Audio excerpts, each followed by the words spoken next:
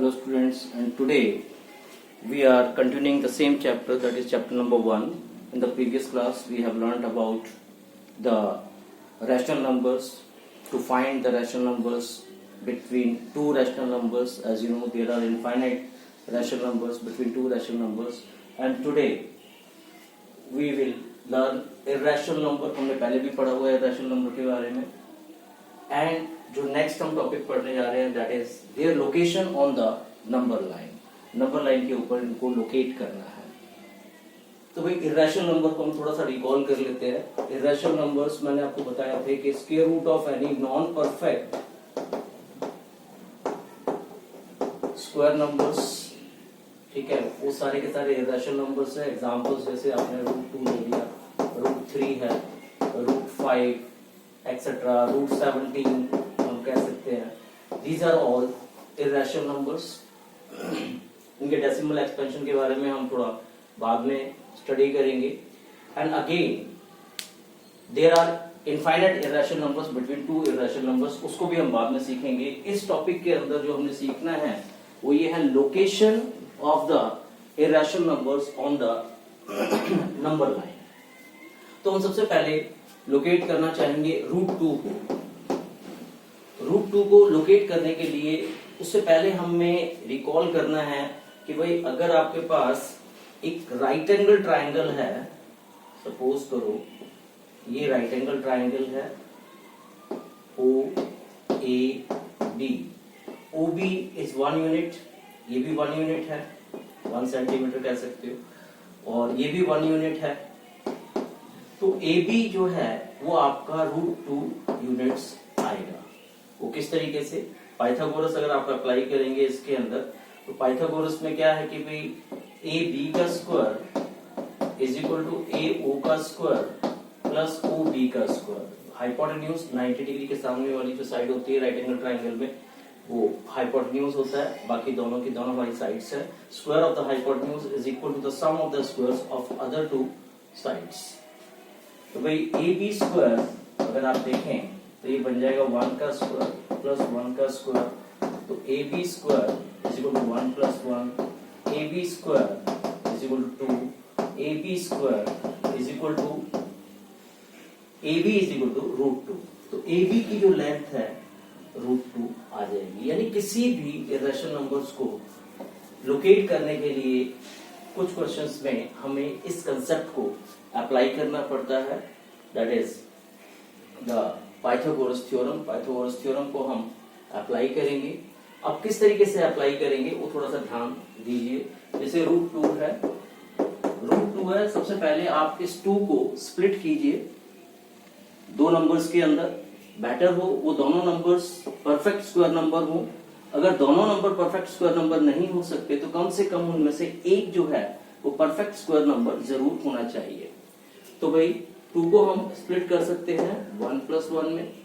2 को हमने स्प्लिट किया 1 प्लस 1 के अंदर, ठीक है, और इसको हम ऐसे भी लिख सकते हैं 1 का स्क्वायर प्लस 1 का स्क्वायर. तो हमें ये दो नंबर्स मिल गए. इन्हीं दो नंबर्स की हेल्प से हमने नंबर लाइन के ऊपर रिप्रेजेंट करना है √2. तो किस तरीके से रिप्रेजेंट करोगे, सबसे पहले आप हॉरिजॉन्टल लाइन ड्रॉ करेंगे. हॉरिजॉन्टल लाइन में आप 0 और 0 लेने के बाद आप कंपास की हेल्प से, ये मेरे पास कंपास है, 0 के ऊपर आपने कंपास को रखा और एक कन्वीनियंट रेडियस लेकर 1 यूनिट, यहां से एक और 2 यूनिट, 3 यूनिट. तो ये आपके बन जाएंगे 1 यूनिट, 2 यूनिट, 3 यूनिट. ये 1, ये 2, ये 3 एंड सो ऑन.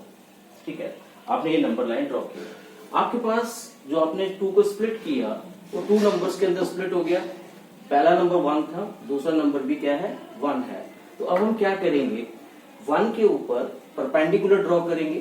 तो 1 के ऊपर आप परपेंडिकुलर ड्रॉ कर सकते हो. स्केल लेंगे आप और स्केल से आप या प्रोटेक्टर से भी आप बना सकते हो 90 डिग्री का एंगल. तो ये जो है परपेंडिकुलर आपने ड्रॉ कर लिया 1 के ऊपर. आपने इस 1 नंबर को यूज कर लिया, यानी 1 के ऊपर आपने परपेंडिकुलर ड्रॉ किया. अब आपके पास दूसरा नंबर है 1, तो हम क्या करेंगे 1 के ऊपर कंपास रखी और जो 1 यूनिट हमने पहले से इसको मेजर कर रखा था उतना ही 1 यूनिट हम यहाँ पे इसको कट कर देंगे। ठीक है, तो ये 1 यूनिट आपने कट किया और ये पॉइंट आप ए ले लो, इसको बी ले लो, पॉइंट को ओ बी को आप ज्वाइन कर दो। ये पॉइंट ओ हो गया, 0 को आप ओ ले सकते हो, ओ बी को आपने ज्वाइन किया। अब this one is 1 unit, that is also 1 unit. तो ऑब्वियसली पाइथागोरस से ये आपका √2 यूनिट आएगा। अब √2 यूनिट की जो लेंथ है वो आप ओ से लेकर यहां तक, ये आप √2 यूनिट आपने मेजर कर लिया और इस √2 यूनिट को आप सीधे ऐसे आर्क लगाएंगे। देखो ओ के ऊपर रखा है, यहां से आप इसके ऊपर आर्क लगाइए और अगर आपको प्रॉब्लम आती है तो आप बार बार इस वीडियो को रिपीट करके देखते रहेंगे किस तरीके से हमने ये आर्क लगाया है।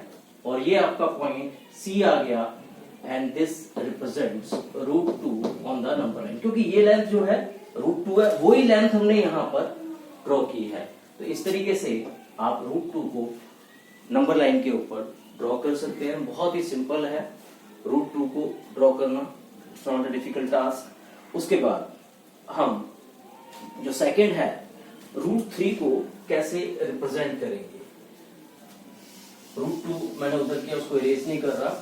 ठीक है, अब हम √3 को किस तरीके से रिप्रेजेंट करेंगे वो सीखना है। √3 जो है, अगेन आप इसको 3 को स्प्लिट कर सकते हो 2 नंबर्स के अंदर, कोई पॉसिबिलिटी नहीं है इसके अलावा। 1 + 2 किया तब ये 3 बन जाएगा। अब इसमें आप देखिए 1 is a perfect square number, 1 perfect square number है, तो 1 का तो हम स्क्वायर 1 का स्क्वायर लिख सकते हैं। और +2 जो है नॉन परफेक्ट स्क्वायर नंबर है, तो हम ये किसका स्क्वायर लिख सकते हैं, दैट इज ऑफ √2 का स्क्वायर। ठीक है, तो ये 2 नंबर्स के अंदर टूट गया। याद रखें कि भाई √2 का स्क्वायर √2 इंटू √2 होता है। ठीक है, √2 को √2 से मल्टीप्लाई करोगे तो √4 हो जाएगा। √4 का मतलब होता है 2, क्योंकि 4 परफेक्ट स्क्वायर नंबर है। In other words we can say कि √2 का स्क्वायर 2 होता है। इसी तरीके से √3 का स्क्वायर 3 होता है, √5 का स्क्वायर 5 होगा। यानी रूट के अंदर कोई भी नंबर हो और उसका स्क्वायर हो तो वही नंबर आ जाएगा, रूट कैंसिल हो जाएगा, स्क्वायर से अंडर रूट कैंसिल हो जाएगा। इन बातों का थोड़ा आपको ध्यान रखना है, जो कि हम सेकंड चैप्टर के अंदर पढ़ेंगे डिटेल में। अभी हमने आपको बताया कि √3 कैसे लिखेंगे, 1 + 2, 1 जो हो गया 1 का स्क्वायर और 2 जो है किसका स्क्वायर होगा, √2 का स्क्वायर हो जाएगा। अब इसको नंबर लाइन के ऊपर हम किस तरीके से लोकेट करेंगे, देखिए ये आपका 0 और आप कन्वीनियंट रेडियस लेकर आप 1 इसको कह दिया, ये 2 हो गया, ये आपका 3 हो गया। ठीक है, इस तरीके से आपने नंबर लाइन ड्रॉ की है, 1 2 3 एंड सो ऑन। √3 को हमने रिप्रेजेंट करने के लिए हमें एक तो 1 चाहिए, 1 तो हमें नंबर लाइन के ऊपर दिखाई दे रहा है, कोई प्रॉब्लम नहीं है, लेकिन √2 जो है वो नंबर लाइन के ऊपर नहीं दिखाई दे रहा। तो सबसे पहले हमें जो नंबर नहीं दिखाई दे रहा उसको लोकेट करना है, √2 को। तो √2 को लोकेट करने के लिए हम इसी मेथड को अप्लाई करेंगे। पहले √2 को लोकेट करेंगे। √2 को किस तरीके से लोकेट किया जा सकता है कि भाई 1 के ऊपर आप परपेंडिकुलर ड्रॉ करोगे, तो मैं स्केल नहीं ले रहा, डायरेक्ट मैं यहाँ पे ऐसे परपेंडिकुलर ड्रॉ कर रहा हूँ। ये परपेंडिकुलर मैंने ड्रॉ कर लिया। ठीक है, 1 नंबर को मैंने यूज कर लिया। अब रह गया √2 बनाना है। √2 बनाने के लिए 1 + 1 चाहिए था, तो दूसरा हम यहाँ पर परपेंडिकुलर ड्रॉ करेंगे, वो भी 1 यूनिट होगा। यहाँ से लेके यहाँ तक ये 1 यूनिट है, ये भी 1 यूनिट हो जाएगा इस तरीके से। ठीक है, इसको हमने ज्वाइन कर दिया। अब हम ये 1 यूनिट है, ये 1 यूनिट है, ऑब्वियसली ये √2 यूनिट होगा। अब हम √2 को इस पे लोकेट करेंगे। किस तरीके से लोकेट करेंगे, आप कंपास को ओपन करेंगे, ठीक है, और यहां से आर्क लगा देंगे। तो यहां से हमने आर्क लगाया, ये जो पॉइंट होगा ये हमारा √2 आ जाएगा। ठीक है, √2 आपका लोकेट हो गया यहाँ पर। अब √2 के ऊपर फिर से परपेंडिकुलर बना दो, √2 के ऊपर परपेंडिकुलर ड्रॉ किया और इसको फिर √2 तो आपने परपेंडिकुलर ड्रॉ कर लिया, 1 यूनिट रह गया, 1 यूनिट इसको कट कर दीजिए, 1 यूनिट उतना ही है जितना पहले था, ये आपका ये 1 यूनिट हो जाएगा। यहाँ पर आपने इसको कट किया और इसे ज्वाइन कर दीजिए। ज्वाइन करने के बाद ये जो है आपका √3 आ जाएगा, क्योंकि यहाँ से लेके यहाँ तक की जो लेंथ थी वो √2 थी और ये वाली लेंथ 1 थी। अगर हम राइट एंगल ट्राइंगल भी अलग से बनाए हैं, मान लिया ये आपका √2 यूनिट है और यहाँ पर ये 1 यूनिट है, तो ऑब्वियसली ये जो हाइपोटेन्यूज निकलेगा ये आपका √3 यूनिट ही निकलेगा बाय यूजिंग पाइथागोरस। पाइथागोरस तो यूज कर रहे हो ये, ठीक है। अब इसके बाद √3 कहां से कहां तक है, अगर मैं इन पॉइंट्स को थोड़ा सा नाम दे दूं, जैसे O हो गया, ये A पॉइंट है, ये B पॉइंट है and this one is C। तो O से लेके A तक तो √2 है, O से लेके B तक ये √3 है, ठीक है कि नहीं, O से B तक ये लेंथ है। तो इतनी लेंथ हमें ओपन करनी पड़ेगी कंपास से। तो इस लेंथ को हम ओपन करेंगे, ये लेंथ ओपन हो रही है, ठीक है, क्योंकि कंपास थोड़ी छोटी पड़ रही है, मैंने बड़ा लिया है। फिर यहाँ पे आपने कंपास रखनी है, ठीक है, और यहाँ पे रखते हुए आप इसको ऐसे आर्क लगा देंगे, तो यहाँ पर आर्क लग जाएगी इस तरीके से। जितनी ये वाली लेंथ होगी उतनी ही यहाँ पर लेंथ आ जाएगी ऑटोमेटिकली। मैं आपको एक और तरीका बता देता हूँ, अगर आप ना कर सकें तो आप स्केल से क्या करें, इस वैल्यू को नाप लें और उतनी ही वैल्यू यहाँ से 0 से आप पुट कर सकते हैं। मैंने जैसे इसको मेजर किया तो ये पूरा लगभग आ रहा है, तो इतना ही यहाँ पर आ जाएगी लेंथ। तो ये जो पॉइंट होगा दिस वन, इसको आप D कह सकते हो और दिस रिप्रेजेंट्स, यहाँ पे भी लिख सकते हैं, ये तो 2 है ही, और इसको थोड़ा सा एरो डाल के भी लिख सकते हो, this is √3 on the number line. इस तरीके से आप √3 को रिप्रेजेंट कर सकते हैं। बार बार आप वीडियो को रिपीट करके देखोगे, अगर थोड़ा समझ में नहीं आएगा तो ऑटोमेटिकली क्लियर होता चला जाएगा, ठीक है। ये पॉइंट आपको समझना बहुत जरूरी है। और उसके बाद अब हम √5 को किस तरीके से रिप्रेजेंट करेंगे ऑन द नंबर लाइन। अब √5 है, √5 को हम पहले स्प्लिट करें। भाई √5 को हम स्प्लिट कर सकते हैं किस तरीके से, √5 हो सकता है 1+4 हो सकता है,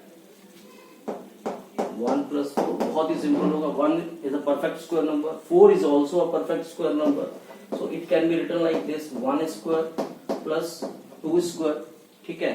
अब हम नंबर लाइन के ऊपर किस तरीके से रिप्रेजेंट करेंगे, नंबर लाइन आपने ड्रॉ की, ठीक है, दिस वन इज 0। कंपास से आप कन्वीनियंट रेडियस ले सकते हो, ठीक है, जैसे ये 1 यूनिट हो गया, 2 यूनिट है, 3 यूनिट है, इस तरीके से 1 2 3। अब 1 और 2 both are visible on the number line, दोनों ही नंबर लाइन के ऊपर विजिबल है, तो आप किसी के ऊपर भी परपेंडिकुलर ड्रॉ कर सकते हैं। रूट वाला कोई है नहीं तो हम पहले रूट वाले को लोकेट करते, ठीक है। तो इसमें हम किसी भी नंबर को लोकेट कर सकते हैं।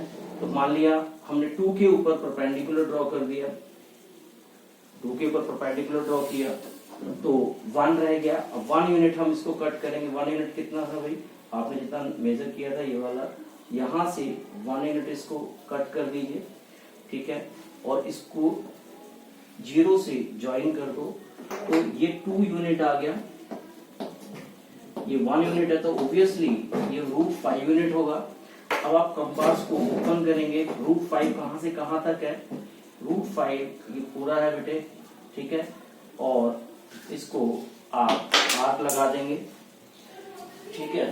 यहां से आपने आर्क लगाया, ये आर्क लग गया, तो ये आपका √5 नंबर लाइन के ऊपर रिप्रेजेंट हो जाएगा। इस तरीके से हम √5 को रिप्रेजेंट कर सकते हैं। ठीक है। तो इसी तरीके से आप आगे के नंबर्स हैं √5, √17 अगर देखा जाए तो √17 को हम किस तरीके से रिप्रेजेंट करेंगे। √17 है तो आप इसको 1 + 16 लिख सकते हो और ये हो जाएगा 1 का स्क्वायर प्लस 4 का स्क्वायर हो जाएगा। तो आप इसको भी रिप्रेजेंट कर सकते हैं, ठीक है। इस तरीके से 1 और 4 आप ले लेंगे नंबर लाइन के ऊपर, 4 के ऊपर परपेंडिकुलर ड्रॉ कर दो, 1 यूनिट कट कर दो, राइट एंगल ट्राइंगल बना लो और फिर आप इसे ड्रॉ कर सकते हैं। तो ये मेथड है, इस तरीके से हमने इसको ड्रॉ किया। और दूसरा हम सिंपली भी इसको, एक ही स्पाइरल मेथड है, स्पाइरल मेथड से भी हम इनको ड्रॉ किया जा सकता है।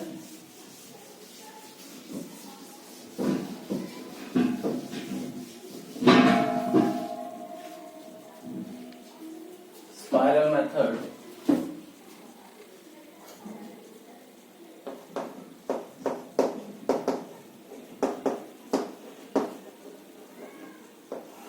स्पाइरल मेथड में सबसे पहले √2 को ड्रॉ करेंगे उसी तरीके से। दिस इज 0, आर्क लगाएंगे 1 यूनिट का, उतना ही यहाँ पे 2 यूनिट एंड सो ऑन। 1 के ऊपर परपेंडिकुलर ड्रॉ कर दो और जितना ये 1 यूनिट है उतना ही यहाँ पे कंपास से आप इसको ज्वाइन कर दीजिए 90 डिग्री का एंगल। ये जो है आपका √2 आ जाएगा, ये वैल्यू आपकी √2 आएगी। अब इस पॉइंट के ऊपर, ये जैसे ये पॉइंट है, इस पॉइंट के ऊपर 90 डिग्री का एंगल बना दो, ठीक है। इस पॉइंट के ऊपर 90 डिग्री का एंगल आप स्केल ऐसे रखकर या इस तरीके से रखकर बिल्कुल सीधे 90, या प्रोटेक्टर से भी आप 90 डिग्री का एंगल बना सकते हो। यहाँ पर आपने 90 डिग्री का एंगल बनाया और इसको फिर 1 यूनिट कट कीजिए, ये 1 यूनिट है, ठीक है। ये बी पॉइंट मिल गया आपको, बी को आप ओ से फिर ज्वाइन कर दो तो ये √3 मिल जाएगा। अब बी के ऊपर फिर आप 90 डिग्री का एंगल बनाएंगे, जैसे यहाँ पे ए के ऊपर बनाया था वैसे ही बी के ऊपर 90 डिग्री का एंगल बनेगा, ये 90 डिग्री का angle. Again you just cut it 1 unit, इसको फिर कट करें, ओ से ज्वाइन कर दें 0 से, √4 आ जाएगा। √4 का मतलब 2 होता है।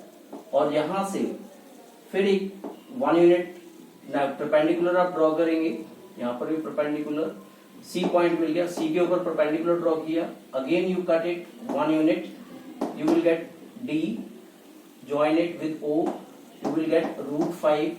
तो ये √2, √3, √4, √5 इसी तरीके से आप चलते जाएंगे, √6, √7, √8, √9, वो आपको वैल्यूज मिलती जाएंगी। अब हमें इसको मेन नंबर लाइन के ऊपर रिप्रेजेंट करना है, तो हम किस तरीके से करेंगे। तो भाई इसमें आप सिंपली क्या करोगे, कंपास लोगे, यहां पे रखोगे 0 के ऊपर और उसको ए तक खोलोगे और आर्क लगा दोगे।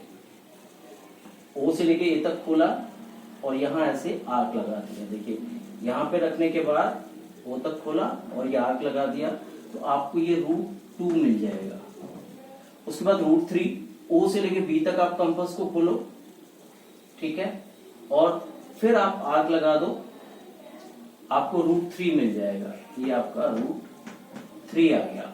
आपने ओ से लेके सी तक खोला तो ऑब्वियसली ये √2 आएगा और ये √4 होगा और ये सीधे 2 के ऊपर जाके आपका टच होगा।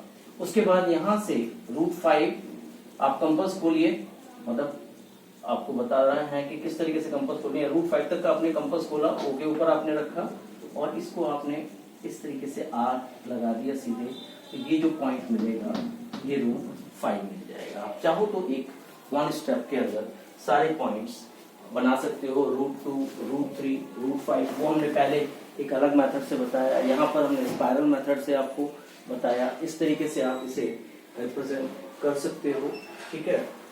इसको जरा आप ध्यान से नोट कर लीजिए, पॉज करके वीडियो को पॉज कीजिए और इसको आप नोट कर सकते हो। उसके बाद जो नेक्स्ट है वो मान लिया रिप्रेजेंट करना है हमने रूट